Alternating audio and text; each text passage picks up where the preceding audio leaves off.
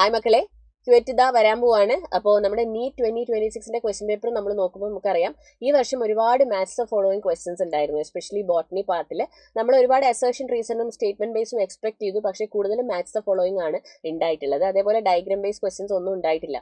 അപ്പോൾ അതേപോലെ തന്നെ നമുക്ക് ക്യുവറ്റിലും ഈ വർഷം may be similar pattern expect ചെയ്യാം. അതുകൊണ്ട് നമുക്ക് മാത്സ് ഫോളോയിങ് സോൾവ് ചെയ്ത് നോക്കാം.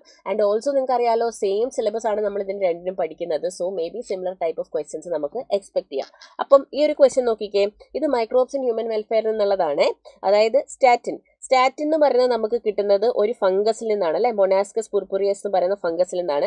And clot buster that is streptococcus, clot buster നമുക്ക് കിട്ടുന്നത് സ്ട്രെപ്റ്റോകോക്കസ് ബാക്ടീരിയയിൽ നിന്നാണ്. Clot buster is A streptokinase enzyme അല്ലെ. ആൻഡ് സ്വിസ് ചീസ് എന്ന് പറയുന്നത്, സ്വിസ് ചീസ് ജനറേറ്റ് ചെയ്യുന്നത് പ്രൊപ്പയോണി ബാക്ടീരിയം ഷർമാനി എന്ന് പറയുന്ന ബാക്ടീരിയയിൽ നിന്നാണ്. ആൻഡ് സൈക്ലോസ്പോറിനെ ഒരു ഇമ്മ്യൂണോ സപ്രസീവ് ഏജന്റ് ആണ്. അതിന് നമുക്ക് കിട്ടുന്നത് ട്രൈക്കോഡെർമ സ്പീഷീസ് എന്ന് പറയുന്ന ഫംഗസ് സ്പീഷീസ് എന്നാണ്. അപ്പോൾ ഈ ക്വസ്റ്റ്യന്റെ ആൻസർ എന്തായിരിക്കും? സ്റ്റാറ്റിൻ A3 ആണ്. A3 and clot buster B1. A3 B1 ആയിട്ടുള്ളത് നമ്മുടെ ഓപ്ഷൻ 2 ആണ് ഈ ക്വസ്റ്റിന്റെ കറക്റ്റ് ആൻസർ വരിക.